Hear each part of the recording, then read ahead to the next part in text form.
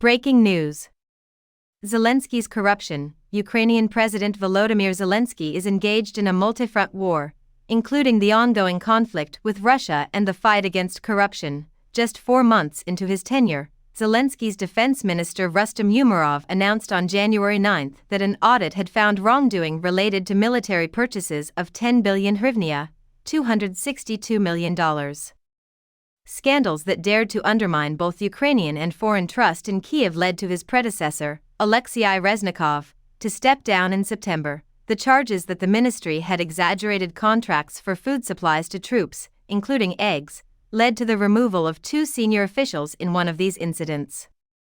The Ukrainian military desperately needed artillery shells, and in December, an officer from the defense ministry was arrested on suspicion of embezzling about $40 million. In August, there was a ruckus over the exorbitant pricing of 233,000 jackets, worth $20 million, from the Turkish company Vector Avia. The jackets were too flimsy to be useful for the next winter. Even though Reznikov was not directly involved in the controversies, he acknowledged the negative publicity in his resignation letter. This came at a time when the United States and the European Union were at an impasse over whether or not to continue providing financial aid, since their leaders were opposed to diverting funds away from fighting Russia. This is a change from the corruption that Zelensky had to deal with before the war, when it was influence peddling to acquire advantageous terms or evade scrutiny. According to Matthew Orr, an analyst specializing in Eurasia at the risk intelligence firm RAIN, it is now very clear that corruption inhibits Ukrainians' ability to defend themselves.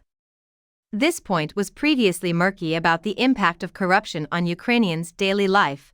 The war effort is now intrinsically related to corruption due to the changing country's economy. According to What Or Told Newsweek, there are virtually benefits to that for the Ukrainians as it intensifies their indignation and intolerance for corruption. Kyiv has made strides in reforming the political and judicial systems to avoid corruption, according to his report for RAIN this month. These reforms will continue for the next 18 months. To further reduce Ukraine's reliance on Western help, it was projected that the country's friends may condition future military aid on economic reforms. U.S.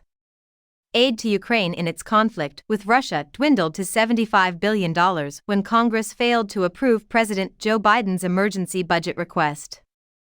A number of Republicans insisted that improvements to border security between the United States and Mexico be attached to the $61 billion in military aid that Biden had requested for Kyiv. Houses and excursions to the Mall in December, Zelensky visited Congress, but other issues were taking precedence. The Republican wing was already opposed to providing further aid to Kyiv, and the president's extravagant statements about his post-war plans just added fuel to the fire. And her plea for the United States to cut OFF Ukraine from funding.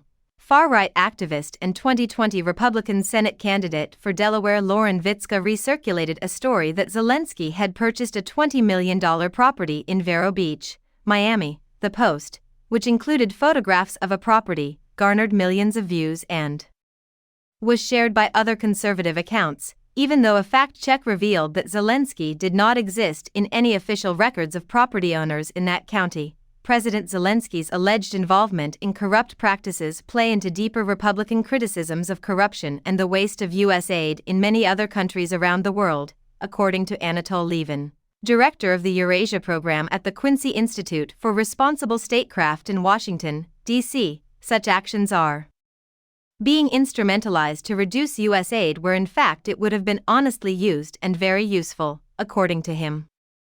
Zelensky has been told repeatedly in public and in private that he simply must do something very visible to crack down on corruption to help the Biden administration get its aid package through Congress.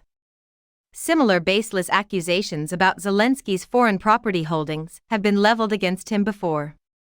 The X account belonging to Liz Churchill shared a picture of a mansion with an infinity pool in July, identifying it as Zelensky's home.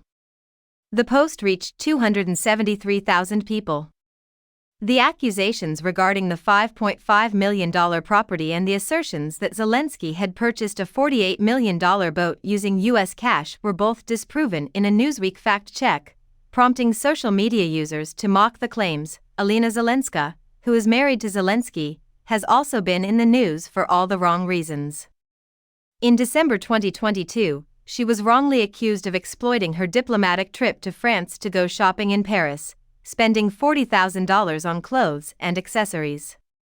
Claims that she spent $1.1 million at the New York Cartier store in October 2023 while on diplomatic business went viral. In a Russian TikTok video, Zelensky was even falsely accused of purchasing a private island in Florida called Pumpkin Key for $95 million, even though the island was still listed for sale at the time. Could the graft accusations that Zelensky's fictional president and servant of the people derided actually affect him domestically when he was in power, even if they were unfounded on the whole, or felt that the stories weren't very convincing? The Russian-language crowd, or the people who would really be convinced of those stories, the pre-war, vaguely pro-Russian electorate, has declined. Even if some people are swayed, I don't think it has a broader resonance amongst the rest of the Ukrainian public, according to him. It almost sounds like Russians involved in those cases are trying to look at what's had resonance in Russia and then assumed that would be the way you slander the Ukrainians. The mobilization of Ihor Kolomoisky in September 2023, as part of their anti-corruption operation, Ukraine detained billionaire Ihor Kolomoisky, who Zelensky's detractors said was a major donor to his 2019 presidential campaign. Over the course of 7 years, Kolomoisky allegedly used banks he controlled to move $14 million abroad. During a separate investigation into theft and tax evasion, his residence in Dnipro, a city in southeastern Ukraine, was searched in February 2023. There is always a risk that if Zelensky goes really hard after corruption, a lot of these local bosses, like Kolomoisky, may throw their weight behind the former president Petro Poroshenko, Levin warned. Zelensky has taken more action against corruption than any other president of Ukraine, yet he faces multiple threats at once and is in a precarious position. It is easy to envision a scenario where imperiled Ukrainian billionaires may feel that Zelensky is posing an excessive hazard to their interests. His political opponents will be eternally grateful to us if we support them when they take power. In November, the EU delegation to Ukraine stated that Kyiv has stepped up reforms in taking high-level corruption allegations seriously and prosecuting those responsible. In July 2022 and March 2023, respectively, new chiefs were appointed to the National Anti-Corruption Bureau of Ukraine, NABU, and the Specialized Anti-Corruption Prosecutor's Office, SAPO. Zelensky declared on December 19 that 500,000 recruits will likely be mobilized. In response, the Parliamentary Anti-Corruption Policy Committee in Ukraine has found flaws in a new conscription bill that could lead to corruption concerns, after dismissing the chiefs of Ukraine's provincial military recruitment centers in August due to accusations of accepting payments from individuals wishing to stay out of the fighting. Zelensky will be eager to prevent a repeat of the situation. The administration had to do it because they have to show that the buck stops with them, or added. The people that replaced them were very motivated soldiers who have been fighting in the war of various ranks, but there was the question about whether these jobs were actually suited for them and whether they'll be more effective elsewhere. For reaction, Newsweek contacted the Ukrainian Presidential Office and the Legislative Anti-Corruption Policy Committee.